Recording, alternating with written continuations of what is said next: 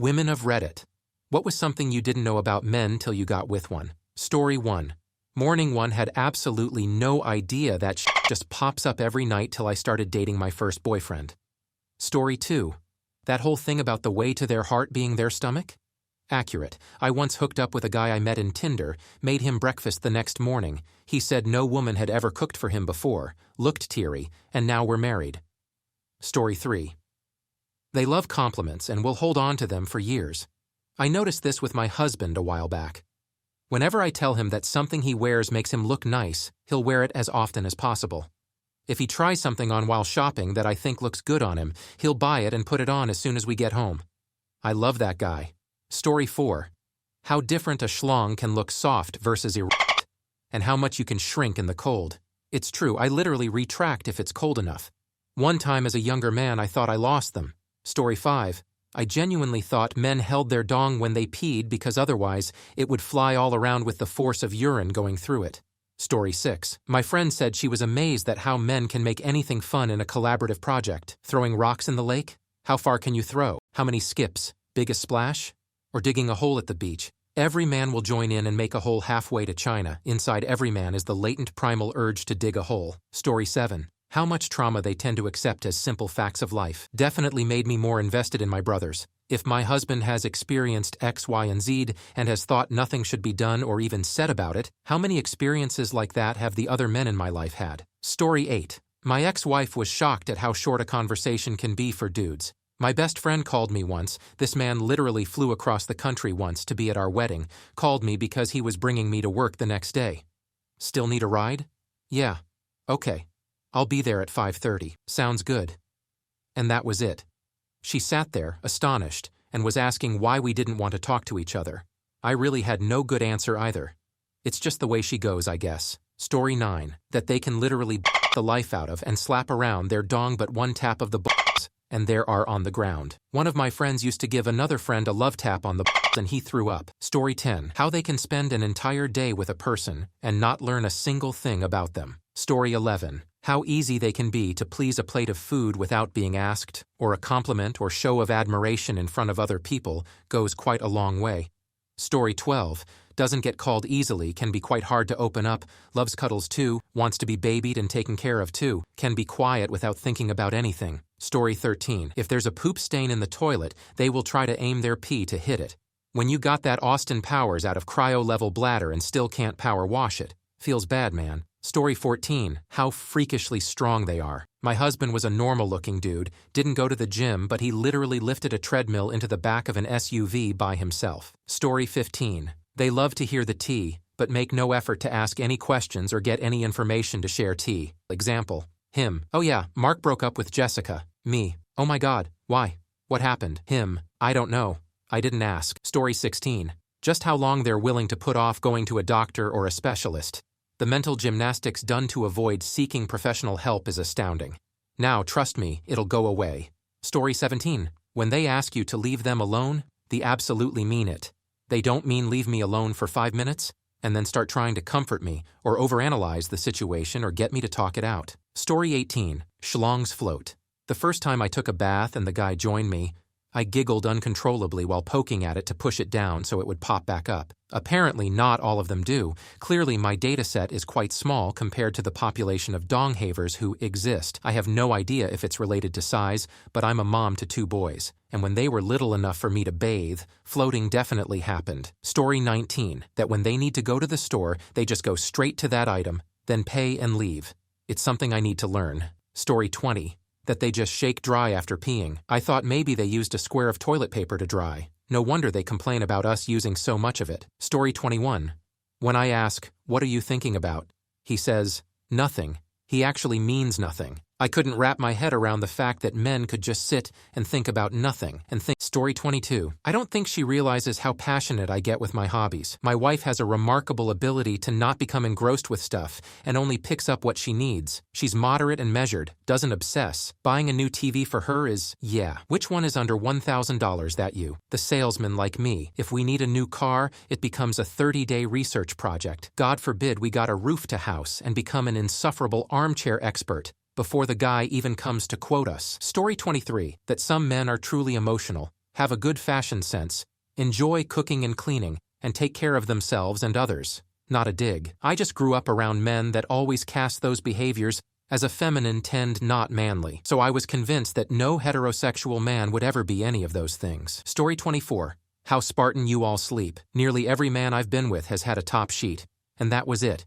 If it got cold, one added an open sleeping bag. I can't sleep without a top sheet, blanket, and comforter at minimum. Currently, I have a top sheet comforter and through blankets, grab some extra blankets. My dudes and a gal sleeps over. She's going to appreciate it. Anyway, just a quick message. If you like our content and love listening to our stories, press the subscribe button and click the notification bell so you get notified every time we upload, and back to the stories. Story 25. One ball hangs lower than the other. Once they cough, their dog flexes, so if coughing repeatedly, dog will flap up and down. I laughed so hard the first time I witnessed this. Their feelings and emotions about things work way differently than women. They love head scratches, and when you do nice things for them to show their loved. Story 26. I grew up in a very male-dominated second-gen parents of Eastern Europeans. My mother was obsequious to men to an asinine degree. I never saw a man wash or clean anything in our home. I was genuinely shocked to see a man wash dishes like my first boyfriend did at his own. Story 27. My husband will buy something he needs, even if it is ridiculously overpriced like $8 for a tub of toothpaste, just so he doesn't have to go to a second store. Stores and shopping of any kind equals a bad experience. Also, if I send my husband to the store with a grocery list, I'd better know where my phone is because I can expect at least 3 phone calls, even if I send actual pictures of what we need. Story 28.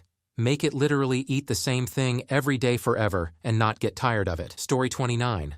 They feel insecure about their appearance as well. Completely took me by surprise how much they worried about not being fit enough. The husband still lamented the fact that he has some belly weight, and I still have a hard time wrapping my head around it.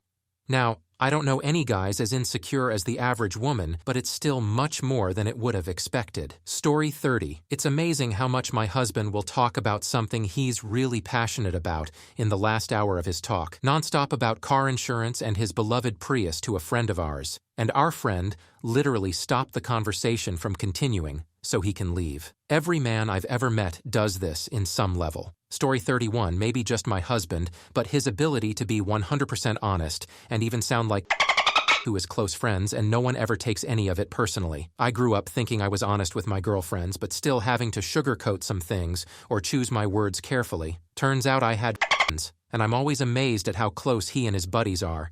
They can even go months or years without speaking and then just pick up where they left. Story 32. Number 1, they can kind of push their dog back inside themselves. Just push the head in while flaccid and like turtles in on self. Number 2, sometimes a ball can just disappear because it moves outside of this into their body a bit. My boyfriend said this happened once and he freaked out because he couldn't figure out how to get it back in the right place. All is good now though. Story 3. How some of them can be sitting on the couch with a blank look and you ask, "What's up?"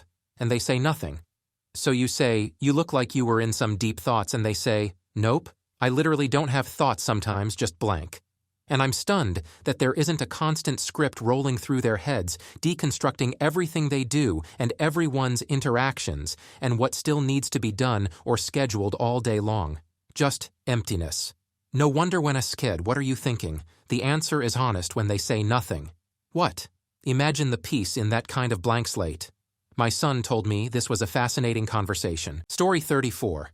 Men have way more opinions about things traditionally labeled feminine than I originally thought. Interior design, decor outfits, food aesthetic. I haven't been with a single guy that didn't at least some degree care about these things. My husband has an opinion about everything, and it can be really fun to plan things with him. Story 35. How childlike they can become my partner, 29. Male and I, 22 female, have been together for 2 years, living together for 1 up until we lived together. I've never seen him so goofy, silly and careless like a child. He was always very serious.